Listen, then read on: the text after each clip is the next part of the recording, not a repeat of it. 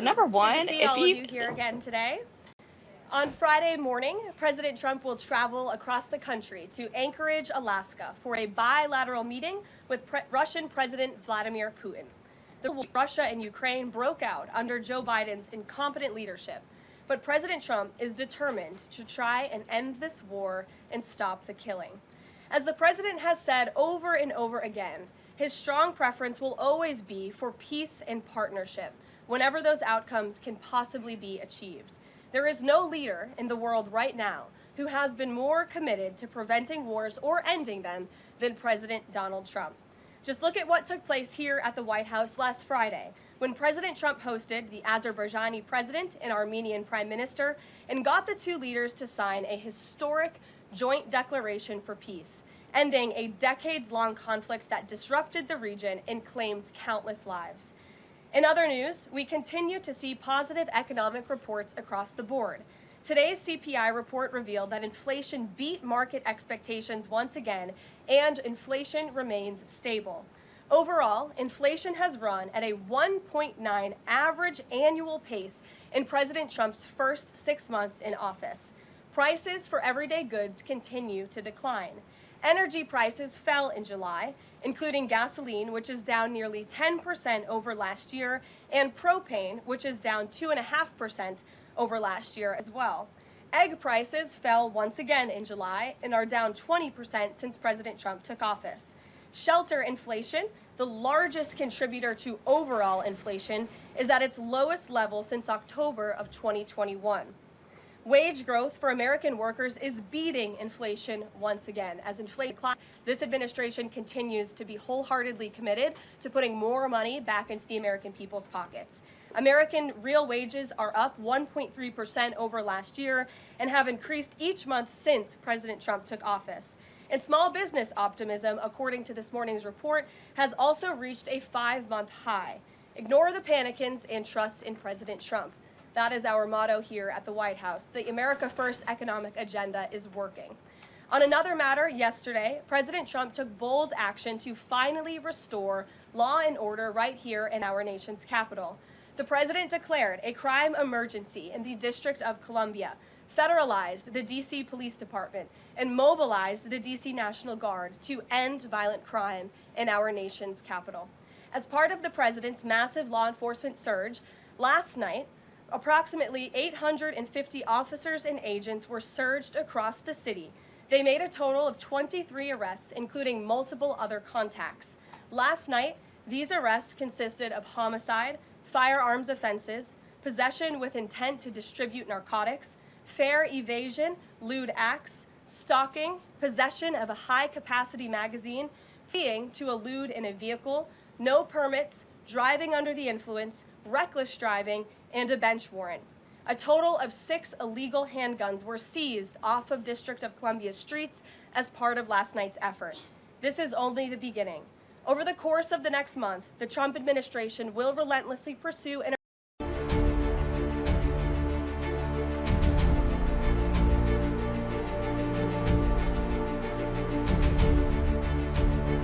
law-abiding Americans.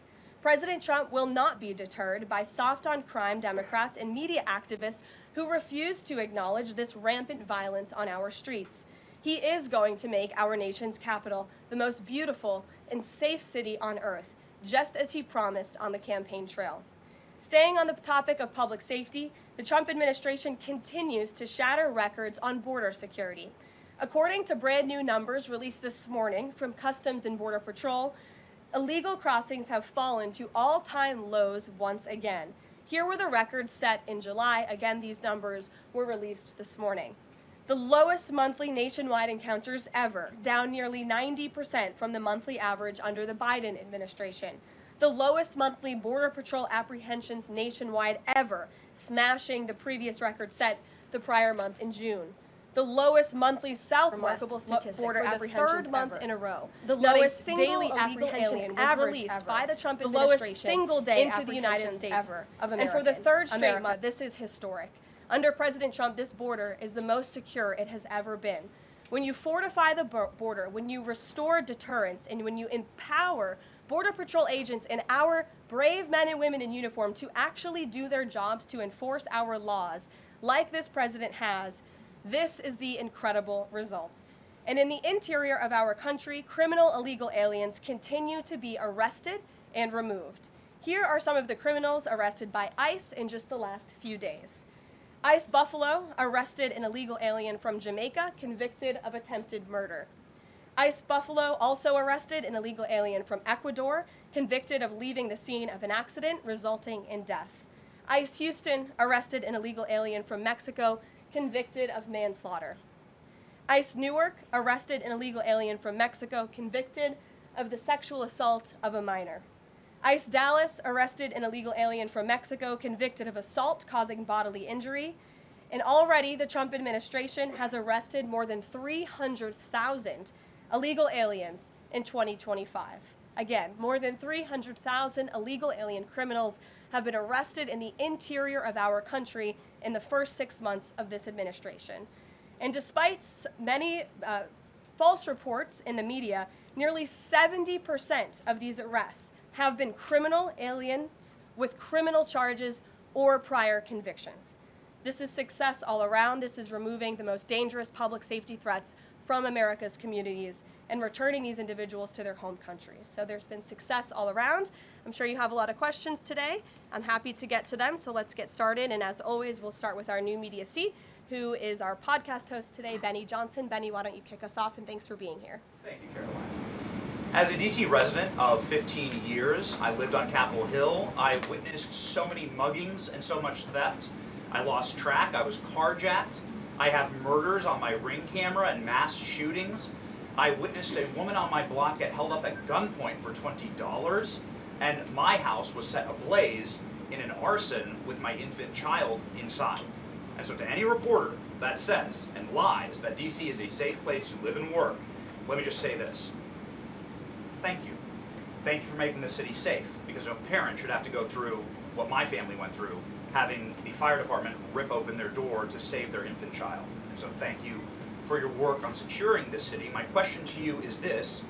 Nancy Pelosi has attacked the president for deploying the National Guard to the city, saying that it is to cover for his incompetence. Hillary Clinton has also attacked the president for securing the city of Washington, D.C. I'd like to get your response to Nancy Pelosi and Hillary Clinton. Sure. Well, first of all, Benny, I'm so sorry that happened to you and your family. There have been, unfortunately, far too many victims of crime in this city, and I know the majority of residents in the District of Columbia agree with you. In fact, a new poll from the Washington Post I was reading this morning, this was released in May of 2024, so it's quite funny how many of you in the media agreed with what the president was saying yesterday, but now once the president says it, many of you are disagreeing with him. But this poll released by the Washington Post found that 65% of district residents think crime is an extremely serious or a very serious problem, and this was up from 56% last year. So the concern that you share with so many other residents in the District of Columbia is real, and that's why this president is taking action to address it. To get to the heart of your question, I think it's despicable that Democrats cannot agree that we need more law and order in a city that has been ravaged by violence, crime, murders, property theft.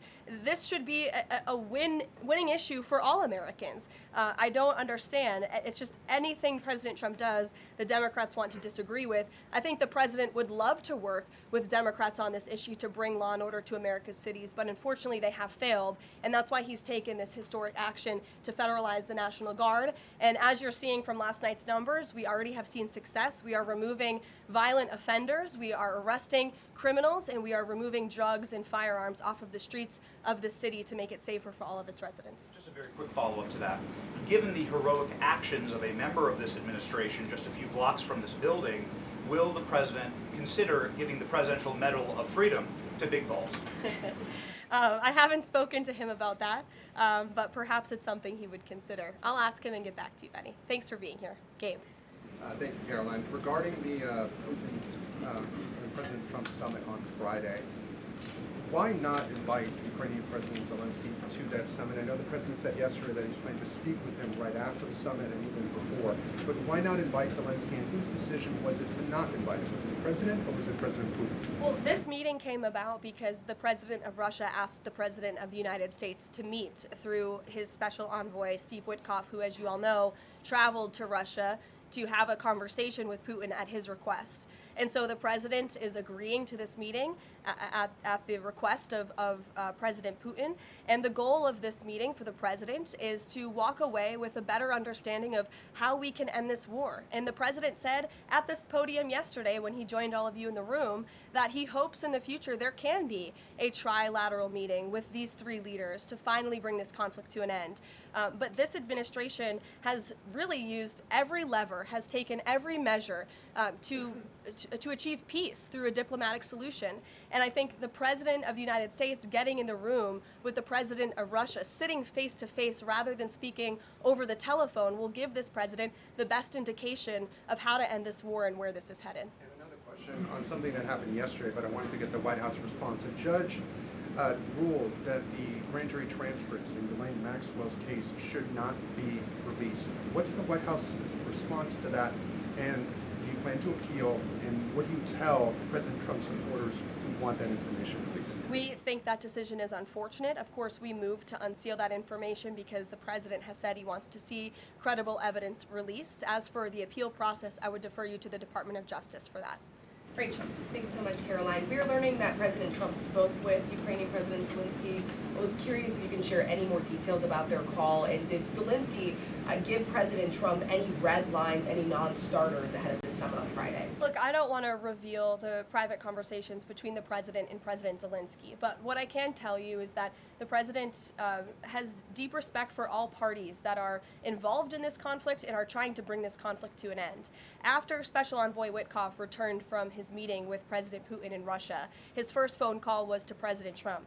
And President Trump's first phone call was to President Zelensky and to our friends in Europe to keep everybody in the loop about where the United States can see moving the ball forward to end this conflict. And so we continue to be very much engaged with President Zelensky and the Ukrainians, but also our allies in Europe as well. And then just one more for you. How does the president measure success coming out of this meeting? The president at times has suggested that Putin might be tapping him along. Is he prepared to walk out of this meeting if he senses that Putin is not serious about ending this war? I think I just answered that question for you and what the goal and the expectation of the meeting is. And I won't jump ahead of any hypotheticals, and I'll leave it to the president to speak to all of you after the meeting, which I'm very confident he will. Steve. Is he optimistic that a deal will emerge from this meeting, or is he simply going to listen? I think this is a listening exercise for the president. Look, only one party that's involved in this war is going to be present. And so this is for the president to go and to get, again, a more firm and better understanding of how we can hopefully bring this war to an end. Caroline, how did you settle on Alaska as the site for this? So there were some other sites being discussed. This is like it was a midpoint between the two leaders? There were many sites discussed, but of course Alaska is a state within the United States of America, so the president is very honored and looks forward to hosting President Putin on American soil. Last thing, is there a joint news conference planned, or will the president have a solo one?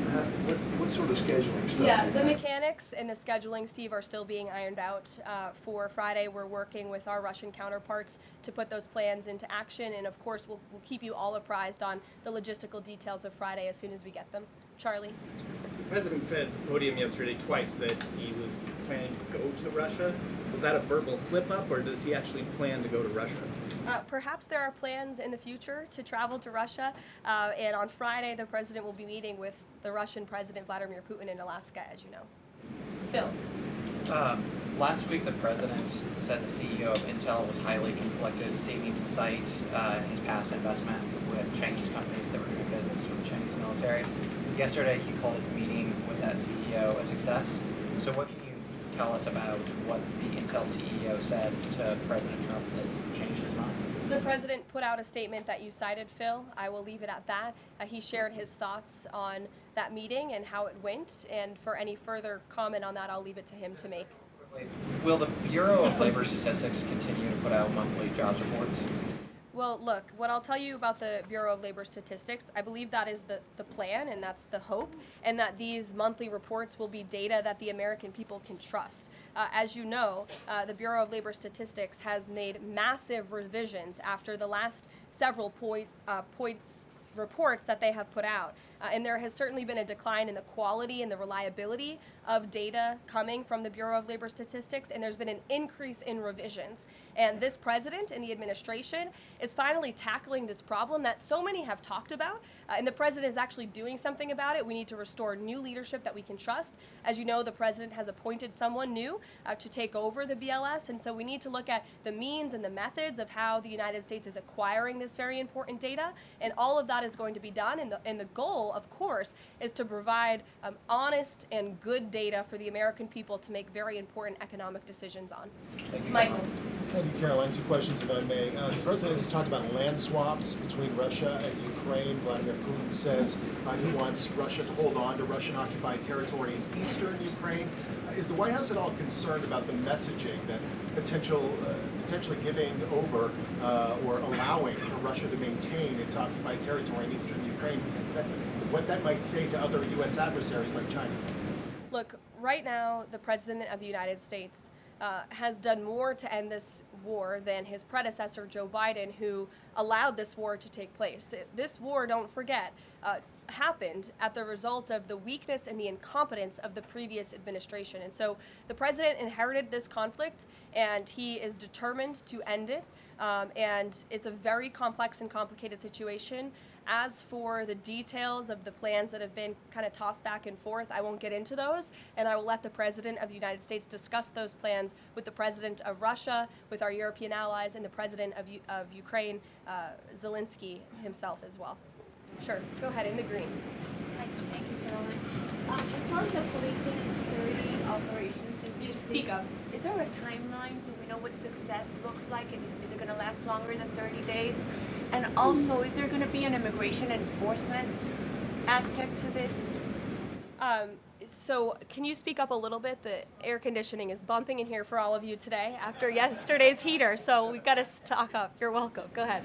Is there a timeline for the security operations here in DC? And also, is there going to be an immigration component to this? And what would that look like? Look, if law enforcement officers encounter a criminal in this city, and they are an illegal alien, of course the appropriate measures to detain and deport that individual will be taken, as they should. No city should be a sanctuary for anyone other than law-abiding American citizens, and that has been the position of this administration since day one. As for the timing, we will reevaluate and reassess and make further decisions after this 30-day period is up. But within these 30 days, our entire focus is making sure that this is the most efficient operation possible and that we are removing as many criminals from the streets and we are cleaning up DC as best as we can and working with the Metropolitan Police Department to do that. I know the mayor just spoke several minutes ago. I was watching her on television, and she said that an increase in law enforcement officers on the streets will be helpful to deter crime in this city, and we look forward to working with these brave men and women of the Metropolitan Police Department to remove criminals off of our streets and to keep law-abiding citizens in the district safe. Josh. Thank you. The President weighed in on Jay Powell again today, you might have seen. He said that he's considering allowing a major lawsuit against Powell to proceed because of the, quote, horrible and grossly incompetent job he has done. Can you tell us about that? What lawsuit is he talking about? He's considering a lawsuit, and I won't speak on it any further. I will allow the President to do that himself. Is it fair to say the administration is considering suing the Fed chair over this renovation? That's what the President is saying.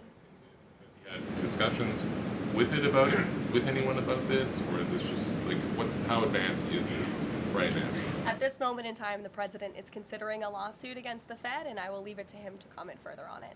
Tamara, go ahead. We talked about, yesterday we talked about the NVIDIA chips deal the President has struck as well, AMD, the 15% stake that will go to the government. Do you have any detail on how that came about? The President said he asked for 20% from NVIDIA. Did he make the same 20% ask to AMD, and or is this something the administration is looking to do with other either chips or products, going forward? Is this a model it wants to build on? Well, look, right now it stands with these two companies. Perhaps it could expand in the future to other companies. I think it's a creative idea and solution. The legality of it, the mechanics of it is still being ironed out by the Department of Commerce, and I would defer you to them for any further details on how it will actually be implemented. But again, this was another idea of the president and his brain trust on his trade team to try to, get good deals for the American people and the American taxpayer. The report that China is discouraging use of the H20 to some companies. Since this, we're reporting that overnight there was private guidance sent to companies not banning the chip but urging them to steer away from it. I wonder if you have any response to that. I haven't read the report. I will, and we'll get you a comment on it. Tamara. Thank you. Last week, the meeting with Putin was sort of described potentially as an opportunity for a deal. Now it's a feeling out. Has there been a shift in expectations within the White House or an effort to temper expectations about what success looks like for this meeting? I mean, look, I think both can be true, right? The president has always said he wants a peace deal. He wants to see this war come to an end. But this bilateral meeting is a bilateral meeting between one party in this two-party war, right? You need both countries to agree to a deal. The president is accepting this bilateral meeting with Putin on Friday, and I will let him speak further to it after it concludes about how he felt it went. Also, completely unrelated topic, regarding the president's efforts in Washington, D.C., do you have any specifics about how homeless people will be dealt with, where they would be moved to? What does this look like? I do, yes, and it's an important question, so thank you for raising it. The Metropolitan Police Department, with the support of the new federal agencies who have been surging on the streets of the District of Columbia, are going to enforce the laws that are already on the books here in Washington, D.C. For far too long, these laws have been completely ignored, and the homelessness problem has ravaged the city. So D.C. Code 22-1307 and D.C. Municipal Regulation 24-100 give the Metropolitan Police Department the authority to take action when it comes to homeless encampments. So homeless individuals will be given the option to leave their encampment, to be taken to a homeless shelter, to be offered addiction or mental health services, and if they refuse, they will be susceptible to fines or to jail time. Again, these are pre-existing laws that are already on the books. They have not been enforced, which is part of the reason for this federalizing of the National Guard to bring in this assistance for law enforcement. While we are targeting criminals and trying to remove criminals off of the streets, we also want to make DC safe and beautiful, and that involves removing mentally disturbed individuals in homeless encampments as well. So we will be using these regulations and code that already exists to clean up our streets, and we've already had great success. Not many of you picked up on this, but the United States Park Police has actually done remarkable work in terms of removing homeless encampments from the city. Since the president signed this executive order in March, 70 homeless encampments have been removed by the U.S. Park Police. There are only 2 homeless encampments remaining in D.C. federal parks under the National Park Service's jurisdiction, and the removal of those 2 remaining camps is scheduled for this week. So the U.S. Park Police will be leading this effort alongside MPD. Just very quickly, he had talked in one of his social media posts about moving them very far outside of the city. Is that off? No, it's not off. We're exploring how we could do that. But again, homeless shelters, offered addiction and mental health services, or jail if they refuse are the options on the table right now. And we'll continue to explore that option. Sure. Thank you so much, Caroline. President Zelensky said moments ago that he thinks Russia is preparing for a new offensive on at least 3 different areas of the front line. Is this something that you could confirm based on U.S. intelligence? And if the president sees that Putin is indeed planning major new offensive or moving troops, would he call off the meeting on Friday? I'm not in a position to confirm or deny or comment on that intel at this time. Monica. Thanks, Caroline. My question involves Russiagate. A whistleblower alleges that then Congressman Adam Schiff approved leaking classified information to smear President Trump's image during the Russiagate scandal. Does the president plan to investigate Adam Schiff, and what would accountability look like if more information confirms this report? The president has already said he wants to see Adam Schiff held accountable for the countless lies he told the American people in relation to the Russiagate scandal. I brought Tulsi Gabbard out to this podium to talk to you about all of that, and this administration is taking accountability very seriously. As for this new FBI whistleblower report, I understand Kash Patel last night declassified a 302 FBI document showing that a whistleblower who is a Democrat, a career intelligence officer who worked for Democrats on the House Intel Committee for more than a decade, repeatedly warned the FBI in 2017 that then Rep. Adam Schiff had approved leaking classified information to smear then President Donald Trump over the Russiagate scandal. This is obviously a bombshell whistleblower report. Hopefully more people in this room will cover it as such. And I have a quote from the FBI director for all of you. He has said this: "For years, certain officials used their positions to selectively leak classified information to shape political narratives. It was all done with one purpose: to weaponize intelligence and law enforcement for political gain. Those abuses eroded public trust in our institutions. The FBI will now lead the charge with our partners at DOJ, and Congress will have the chance to uncover how political power may have been weaponized and to restore accountability." That's what the administration is focused on, and hopefully we'll see some more media reports on this whistleblower allegation. If this were reversed, if this were allegations against the president or any of these cabinet officials, I'm sure everyone in this room would cover it as such.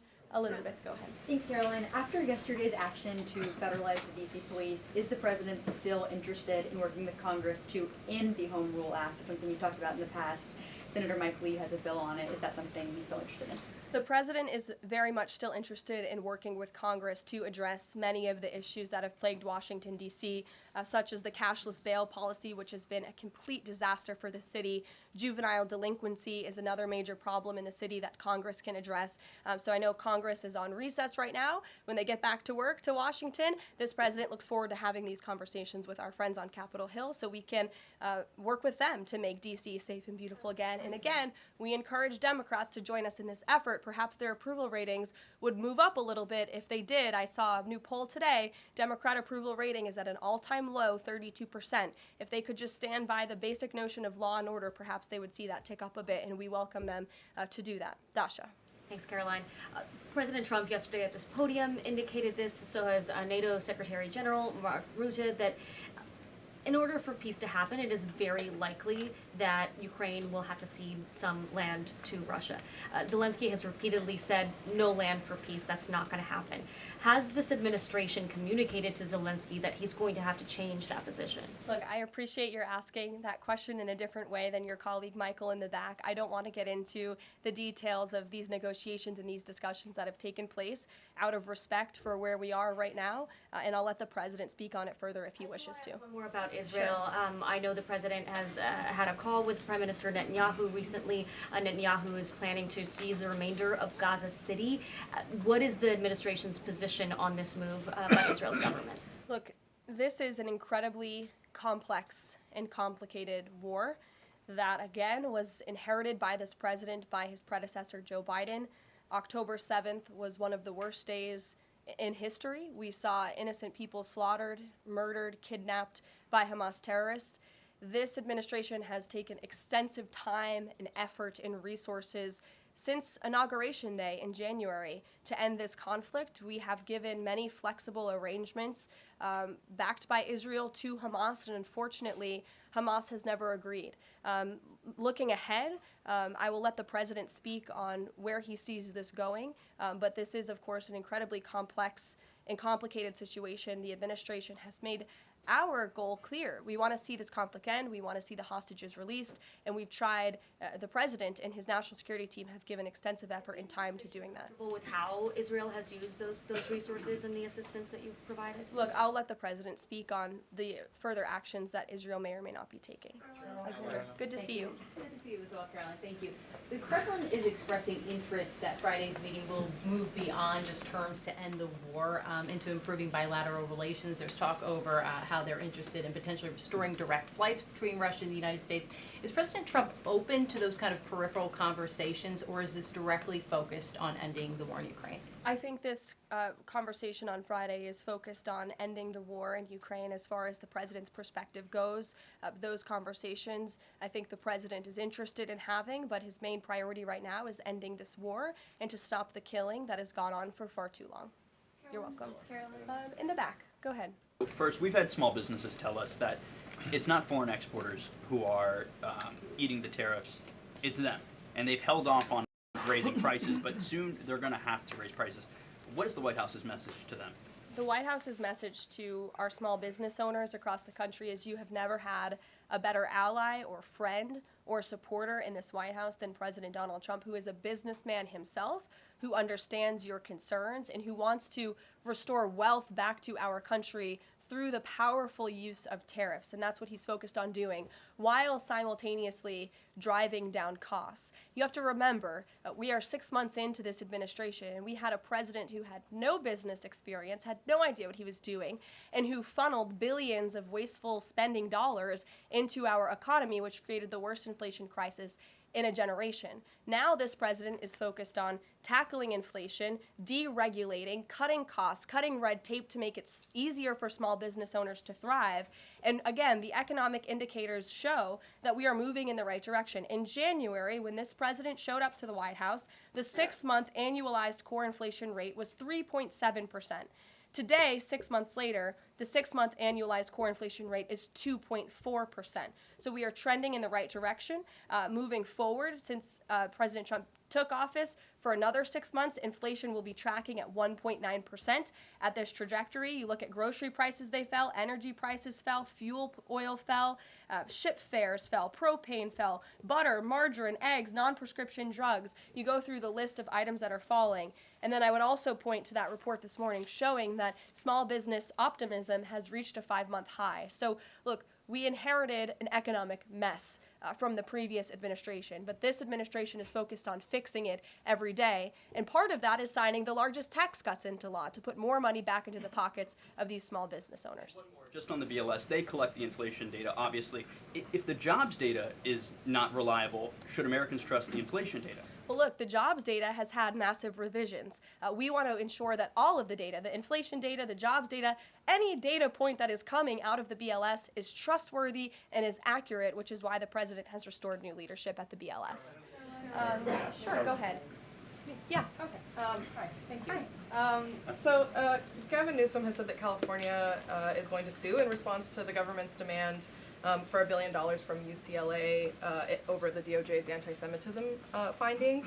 Newsom has called this extortion and ransom, so I'm wondering what the White House's response is to Newsom on UCLA. Bring it on, Gavin. This administration is well within its legal right to do this, and we want to ensure that our colleges and our universities are respecting the First Amendment rights and the religious liberties of students on their campuses, and UCLA has failed to do that. And I have a whole list of examples that I will forward to Gavin Newsom's press office if he hasn't seen them himself. Brett.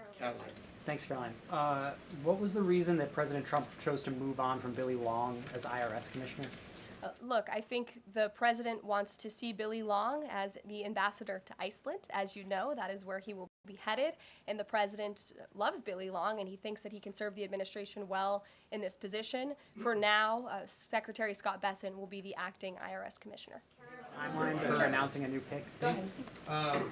Thank you. Oh, Ed, go ahead, but then in the back, yes. Go in the back first. Okay, sure. Thanks, Caroline. One foreign policy and then one domestic question, if I may. There are roughly 30,000 children from Ukraine who have reportedly been abducted and are kind of dispersed around Russia. They've been showing up on these websites for adoption. Is their return a red line for the president in any deal ending the war? The administration is aware of these reports. I don't want to set red lines for the president on his behalf from this podium. However, the president did encourage Ukraine and Russia to speak directly to one another in terms of these humanitarian issues. And we have seen progress. You have seen prisoners of war swapped between these two countries as a result of these direct talks, as well as children, and that remains a concern, but it's one that Russia and Ukraine need to iron out together, which is why this president has encouraged them to speak. And then if I can, Sure. The DC action real quick. The president said yesterday that this is a model federalizing the National Guard that could be used to combat really high rates of crime in other cities like Chicago, LA, Baltimore. What sort of authority would he have to deploy forces like that, absent the Home Rule Act? Look, the president is speaking about what he'd like to see take place in other cities around the country. Right now, this administration is focused on making D.C. safe and beautiful again. When the time comes, we'll talk about that. But I will note that the president wants to see all of our nation's cities be safe. But I think starting with our nation's capital is a great place to begin, and it should serve as a model for the rest of the country. Ed. Just to bind up a few of the DC things, because a lot of them have been asked, but in talking with Congress about potential changes to home rule and whatever else, would he also push the House to finally pass DC's budget so that it has access to all that money that it does need for policing, for schools, and for other services here in the city? Yes, and as you know, he has done that. He put out a statement calling on the House to take up the Senate's legislation, and he stands by that position. Let me take you back to something from last month. You guys announced the president was diagnosed with chronic venous insufficiency after his legs were seen swelling. How's he being treated for that? And while you were upfront about those health issues, curious if the White House would be willing to let us speak with his physician directly about those health issues. I know there were a lot of concerns about the last White House not making the physician available. Would the physician be available in this case? I don't want to make that commitment on behalf of the physician, but it's certainly something we can look into and explore out of the effort of transparency, because unlike the previous White House, there is nothing to hide. You guys see this president working around the clock, literally 24/7, all of the time, and I will be happy to look into that request. Can we at least get an update on how he's being treated for the swelling legs and for the hands and the other issues? Look, you see the president every day. He's moving, he's working, he's continuing. There have been no adjustments made to his lifestyle. Thanks, Caroline. I have two questions, one on DC, but on the Putin meeting on Friday, does the president plan to meet with Putin one-on-one? Yes, that's part of the plan. And as for the other mechanics and logistics, I will let our team speak to that when they're ironed out. And on what's happening in DC with the federal takeover, what we've heard from the mayor and the police chief is that their understanding is there has been no change in the leadership structure. In the White House's view, who is in charge of the MPD right now? If you read the executive order, it will tell you the leadership structure is as follows. We plan to work with the Metropolitan Police Department, but ultimately the chain of command is as such. The President of the United States, the Attorney General of the United States, our DEA Administrator, Terry Cole, who is now serving ahead of the Chief of the Metropolitan Police Department. They will be working together. Nope, Terry Cole, as you heard from this briefing room yesterday, is in charge of the Metropolitan Police Department, and he's working with the chief to ensure that law enforcement officers are allowed to do their jobs in this city. Caroline? Yeah, thanks, Caroline. I know you said earlier the hope is to maintain monthly job reports, but the president's new nominee for BLS Commissioner E.J. Antoni recently told Fox Business that the BLS should suspend issuing monthly job reports and only issue quarterly reports until the jobs data methodology is corrected. So does the president disagree with that assessment that his nominee is said there, or suspending these monthly job reports a real option? I think he floated the idea of possibly suspending until they can get the data and the methodology in order. And this president wants to ensure that the BLS, again, is putting out accurate and honest data that the American people can trust. Since you brought up the new commissioner, he holds a master's and doctor's degree in economics from Northern Illinois University. He's the chief economist in the Heritage Foundation's Center for the Federal Budget. And in addition to his work at Heritage, he has multiple other roles. He's been widely renowned for his work on economic issues. He's been called before Congress to testify as an economic expert. So he's a qualified individual, and the president trusts him to lead this important department. I think a couple more questions. Sure, go ahead. Given that the administration now has jurisdiction over MPD, can we expect, does that mean like personnel changes, hiring, firing? Can we expect leadership changes internally in the Metropolitan Police Department? I just walked through what the leadership structure looks like right now. Within the uniformed police department, right? I mean, does that mean that the Attorney General, others kind of have the ability to make those personnel decisions? I would imagine it means they have the ability. As for any changes, I'm not tracking any. Again, we look forward to working alongside the Metropolitan Police Department, and we did that last night successfully, and we hope we can do that for the next 29 nights. Go ahead.